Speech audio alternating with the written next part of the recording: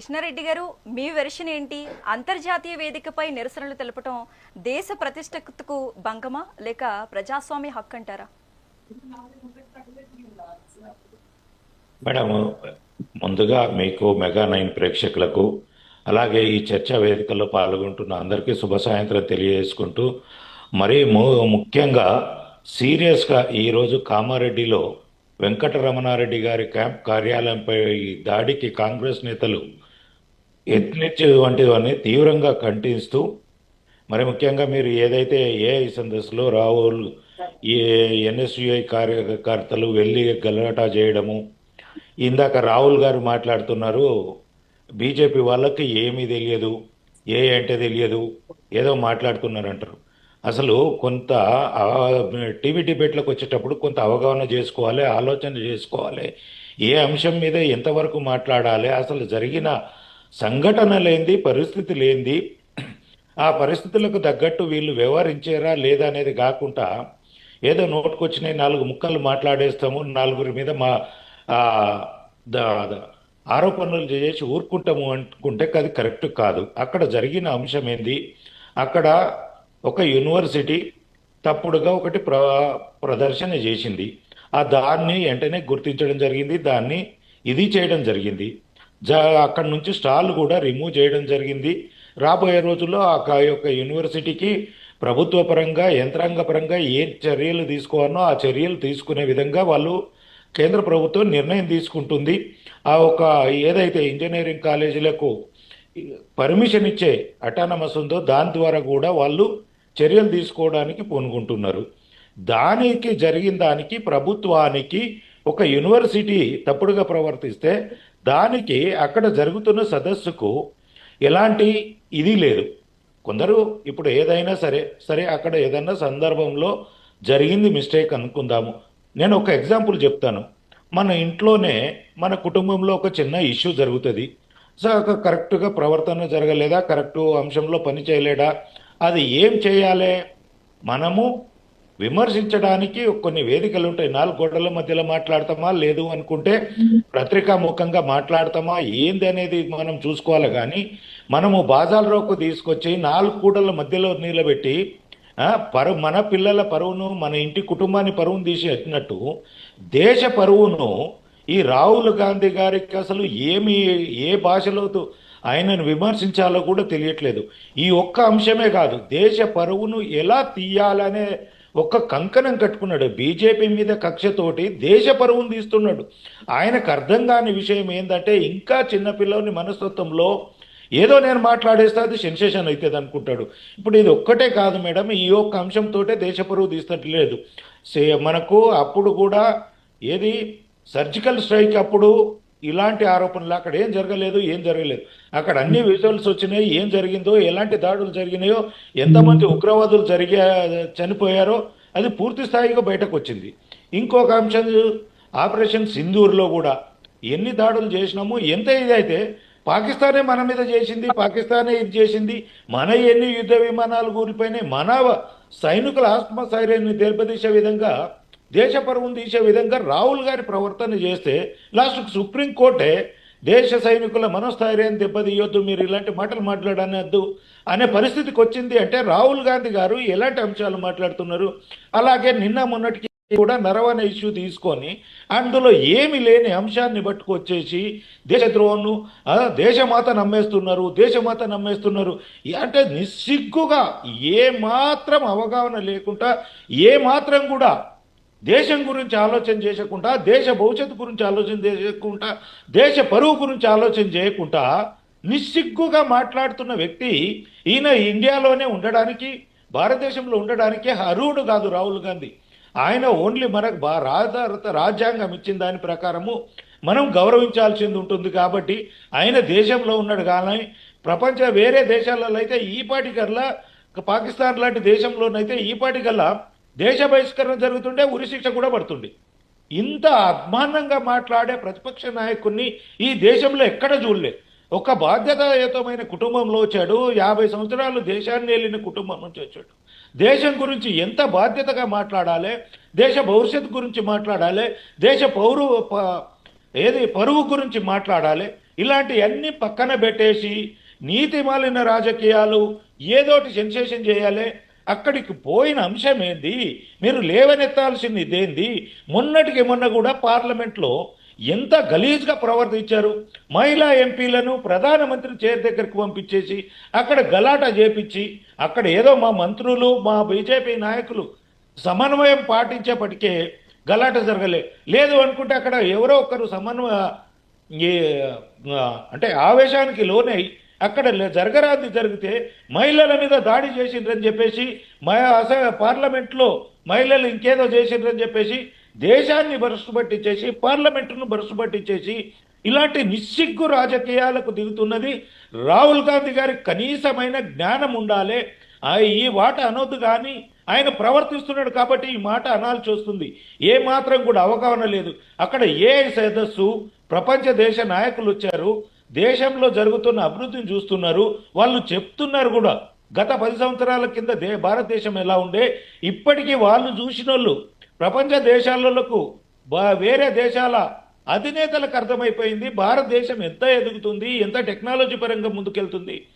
ఎన్ని యుద్ధానికి సంబంధించినవి కానీ, మనము రాకెట్స్కు సంబంధించినవి కానీ, ఇస్రోస్కు సంబంధించినవి కానీ అన్ని విధాలలో ఎలా ముందుకెళ్తున్నాము, మేక్ ఇన్ ఇండియా ద్వారా ఎక్స్పోర్టింగ్ ఎలా చేయగలుగుతున్నాము, ఇవన్నీ గ్రహించి వాళ్ళు దేశం గురించి మంచిగా మాట్లాడుతుంటే మన దేశంలో ఉన్న వ్యక్తి దేశాన్ని ఎలా బదనాం చేయాలి, దేశాన్ని పరువు ఎలా తీయాలనేది సంకల్పం కట్టుకొని ఇదే పనిలో ఉన్నాడు రాహుల్ గాంధీ గారు. ఏ ఒక్కరోజైనా ప్రజల గురించి ఆలోచిస్తున్నాడా? ప్రజా సమస్యల గురించి మాట్లాడుతున్నాడా? బీజేపీని ఎట్లా బదనాం చేయాలి, దేశాన్ని ఎట్లా బదనాం చేయాలి, ఇది ఒక్కటే ఆయన ఆలోచన. దేశంలో చాలా సమస్యలు ఉన్నాయి, నేను లేవనట్లే. రోజు రోజు ఒక సమస్య ఉత్పన్నమవుతుంది. ఆ సమస్యలకు పరిష్కార మార్గంగా ప్రజలు ఎదుర్కొంటున్న సమస్యల గురించి మాట్లాడాలి. అకాల వర్షాలతోటి ఇదైంది, కొన్ని దగ్గర రుణమాఫీలు కాలేవు, రిజర్వేషన్లు అవుతలేవు, విద్యార్థులకు సమస్యలు ఉన్నాయి. ఇవన్నీ లేవనెత్తండి. ఎక్కడికన్నా ప్రభుత్వం దృష్టికి రాని ఉంటే ప్రతిపక్ష నాయకులుగా ప్రభుత్వం దృష్టికి తీసుకోవాల్సిన అంశాలను పక్కకు పెట్టేసి ఎంతసేపు మోడీ గారికి ప్రపంచ దేశంలో వస్తున్న ఆదరణను చూసి ఆయన పరువు ఎలా తీయాలి, భారతదేశ పరువు ఎలా తీయాలి, పార్లమెంటు పరువు ఎలా తీయాలి, భారతదేశ పార్లమెంట్, ఇది ఒక్కటే సంకల్పంతో రాహుల్ గాంధీ గారు వ్యవహరిస్తున్నారు. ఆయనకు ప్రజా సమస్యల మీద కానీ, దేశం మీద కానీ, దేశభక్తి కానీ కించిత్తు కూడా లేదని చెప్పేసి తెలియజేస్తున్నాను మేడం. వినోద్ గారు, దేశంలో స్వాతంత్రం తీసుకొచ్చింది కాంగ్రెస్ అనేది, ఎన్నడో దాన్ని మూసేసిండ్రు. కాంగ్రెస్ అని చెప్పి దేశ ప్రజల్ని ఇప్పటికీ మోసం చేస్తున్నారు. గతంలో దేశానికి సేవ చేసిన వాళ్ళు అంటున్నారు. నేను అదే చెప్పిన నీకు డిబేట్లో పూర్తిగా మాట్లాడేటప్పుడు వినాలి. గతంలో దేశానికి సేవ చేసిన 50 సంవత్సరాల కుటుంబంలో పుట్టిన వ్యక్తి ఇలాంటి ప్రవర్తన చేయకూడదు అని చెప్పిన. అది నీకు అర్థం కాలేకపోతే నువ్వు వినకపోతే మళ్ళొకసారి రిపీట్ చేసుకొని విను. అది నేను చెప్పింది విషయము నీకు. అక్కడ కుటుంబము ఇంకోటి దేశానికి ఏమో చేసిండ్రు, అక్కడ కుటుంబం ఏమి చేయలేరు.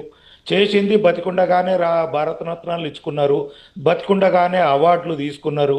ఒక అంబేద్కరు దేశంలో ఏ రాజకీయ నాయకునికి ఎవరికి లేనన్ని విగ్రహాలు కట్టిండ్రు భారతదేశంలో. ఆయనకు చచ్చిపోయిన దాకా కూడా భారతరత్న ఇవ్వలేదు ఈ కాంగ్రెస్ పార్టీ. ఆరి కుటుంబానికే అన్ని చేసుకుంది, వాళ్ళ కుటుంబానికి వాళ్ళ నాయకులకు వాళ్ళకే చేసుకున్నది. కానీ దేశంలో ఇలా అంబేద్కర్ గారు రాసిచ్చినటువంటి దానికి చైర్మన్గా ఉన్నటువంటి రాజ్యాంగాన్ని పట్టుకొని ఈ రాజ్యాంగం ప్రకారం జరగాలి, ఈ రాజ్యాంగం ప్రకారం ఆయనకు భారతరత్న ఎందుకు ఇవ్వలే? దేశంలో ఏ కూడలిలో చూసినా ఏ రాజకీయ నాయకునికి లేనని విగ్రహాలు కట్టించిన అంబేద్కర్ గారికి భారతరత్న ఇవ్వడానికి మీ కాంగ్రెస్ పార్టీకి మీ ప్రభుత్వాలకు గత ప్రభుత్వాలకు రాలేదు. కానీ ఇవాళ రాజ్యాంగం గురించి గొప్పగా మాట్లాడడానికి ఆయన పేరుని చెప్పుకోవడానికి మాత్రం మీకు అవకాశం వస్తుంది. ఇలాంటి దౌర్భాగ్యమైన కాంగ్రెస్ వాళ్ళ మాటలు వినడానికి మనం డిబేట్లో కూర్చుంటే చాలా ఇబ్బందికరంగా ఉంటుంది మేడం. అవగాహన లేకుండా ఏదో ప్రొటెస్ట్ చేస్తారట. అసలు ఆ ఏ సందస్సులోకి పోయి ప్రొటెస్ట్ చేసుడు కరెక్టా లేదా అని మీరు ఆ క్వశ్చన్ అడగండి, దానికి సమాధానం చెప్పమండండి. తిప్పి తిప్పి తిప్పి తిప్పి ఏవో మాట్లాడుతున్నాడు, పిల్లల చేతల్లాగా పిల్లల లెక్కల్లాగా మాట్లాడుతున్నాడు. కన్స్టెంట్గా కొన్ని విషయాలు మాట్లాడాలి. ఏఐ సదస్సు ఇందాక పెద్దలు ప్రొఫెసర్ గారు మాట్లాడారు, చాలా చక్కగా మాట్లాడారు. ఎక్కడైనా ఏ కుటుంబంలో అయినా నేను కూడా డిబేట్లో చెప్పినాను, ఏవైనా సమస్యలు ఉంటే మీరు ప్రభుత్వం దృష్టికి తీసుకురండి. ఈ టెక్నాలజీ అనేది గతంలో వ్యవసాయం కూలీలు చేసేది, ఎడ్లు నాగర్లు ఉండేది, అది పోయి ట్రాక్టర్లు వచ్చినాయి. దాని తర్వాత కూలీలు లేకపోయినా ఈరోజు ఇంత కూడా టెక్నాలజీ తెచ్చినా లేబర్స్ దొరకట్లేదు. టెక్నాలజీ పెరుగుతున్న కొద్దీ అభివృద్ధి పెరుగుతున్నాయి, ఆపర్చునిటీస్ పెరుగుతున్నాయి.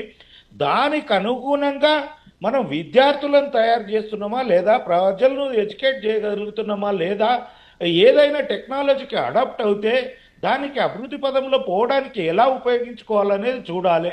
అంతేగాని మనము ఎంతసేపు ఇదొస్తే వీళ్ళకు ఉద్యోగాలు పోతాయేమో అలాంటి ఇదేం లేదండి. మనం ఏంటంటే ఇప్పుడు ప్రభుత్వం పైన మీరు చేసిన దాంట్లో ఒక సూచన ఉంటుంది, మనం కూడా అది కరెక్ట్గానే తీసుకోవాలి. ఇవాళ ఈ టెక్నాలజీ వస్తే కొంతమందికి ఉపాధికి ఇబ్బంది కలుగుతుండొచ్చు, వాళ్ళను బైఫర్గేషన్ చేసి ఏ విధంగా వాళ్ళకి ఇంకో రంగంలో అభివృద్ధి చెందుతారు. ఇదే ఏఐ టెక్నాలజీని డెవలప్ చేయడానికి కూడా కావాలి. ఏఐ టెక్నాలజీ అంటే ఒకటే చేయదు కదా, మళ్ళీ దానికి ఇన్పుట్ ఇవ్వాలంటే విద్యార్థులను తయారు చేయాలి, దానికి ప్రొడక్షన్ తయారు చేయాలి, ఇవన్నిటిని ఉంటాయి. అది ఓన్లీ టెక్నాలజీ ప్రకారంగా మనం సాఫ్ట్వేర్ తయారు చేసి ఏఐ జనరేట్ చేయవచ్చు, కానీ మౌలికంగా కృత్రిమంగా ఏదైతే నీరు గాలి ఎలా ఉంటాయో అలాంటి ఒక బట్టలను తయారు చేయలేదు, మన ఆహారాన్ని తయారు చేయలేదు. మనం షేవింగ్ చేసుకోవాలంటే కూడా ఇంతకుముందు పోయి మనం కటింగ్ షాప్లలో చేసుకుంటుంటే ఇప్పుడు ఇంట్లో చేసుకుంటున్నాం. అయినా కటింగ్ షాప్లకు గిరాకీలు బాగానే ఉంటుంది. పొద్దున ఫోన్ చేస్తే అన్న వస్తా అంటే సార్ 2 గంటలు ఆగిరండి, 3 గంటలు ఆగిరండి అని చెప్తున్నారు. ఎందుకంటే అంత బిజీ ఉంటున్నారు. ఎక్కడ ఏది తగ్గదండి. దానికి అనుగుణంగా ప్రజలను ఎడ్యుకేట్ చేయగలుగుతున్నామా లేదా, కొత్త ఆపర్చునిటీకి పిల్లలకు భవిష్యత్తు చూపించగలుగుతున్నదా లేదా ప్రభుత్వము, ఇలాంటిది ఏదన్నా మనకు ఉన్నది సజెషన్ చేసుకోగలగాలి, డిబేట్లో చర్చల్లోకి రావాలి. కానీ అవగాహన లేని ఆలోచన, అవగాహన లేని మాటలు ఎప్పుడో 50-100 ఏళ్ల కింద చేసింది ఈ రోజుకు ఇంకా కాంగ్రెస్ కుటుంబం గురించే చెప్పుకుంటాం, ఇంకా అదే పేరు మీద బతుకుతాము. కానీ ఇప్పుడు చేసేటి మాత్రం అన్ని తప్పుడు పనులు చేస్తాము, ఆ దేశ ప్రతిష్టను దెబ్బతీస్తాము. అంతేగాని ప్రజల గురించి కూడా మాట్లాడము అనేదే సంకల్పం పెట్టుకుంటే కనుక ఇబ్బందికరంగా ఉంటుందని చెప్పేసి తెలియజేస్తున్నాను. వినోద్ చెప్పుకోవాలి, 2026 రాజకీయ సమీకరణాలపై ఎలాంటి ప్రభావం చూపుతుందంటారు అసలు? మేడం, ఇక్కడ ప్రతిపక్ష నాయకుడు ప్రజల పక్షాన పోరాడాలు చెందిపోయి అవగాహన లేకుండా, ఆలోచన లేకుండా ఇందాక ప్రొఫెసర్ గారు చెప్పినట్టు ఆయన ఏం చేస్తున్నాడో ఆయనకే అర్థం కాని పరిస్థితులలో ఉంది. ఇంకొక అంశం, ఇందాక ప్రొఫెసర్ గారు మాట్లాడినప్పుడు నేను మాట్లాడింది అంబేద్కర్ గారి గొప్పతనం గురించి మాట్లాడినా, రాజ్యాంగం గొప్పతనం గురించి మాట్లాడినా, తనకు భారతరత్న ఇవ్వకుండా కాంగ్రెస్ పార్టీ అవహేళన చేసింది. అన్ని సంవత్సరాలు బతికుండగానే అవార్డులు తీసుకున్నారు, భారతరత్నలు. ఒక రాజ్యాంగం అంటే ఈరోజు ఇన్ని కులాలు, మతాలు, అన్ని విభిన్న వర్గాలు, జాతులు అన్నీ ఉన్నాయి కలిసి ఈరోజు వరకు కూడా సంఘటితంగా భారతదేశం ఉంది అంటే అది ఓన్లీ భారతదేశంలో బాబాసాహెబ్ అంబేద్కర్ రాసిన రాజ్యాంగ స్ఫూర్తి నిలబెడుతుంది. దాంట్లో ఉన్న అంశాలతోటే ఇన్ని వర్గాలు నిలబడుతున్నాయి.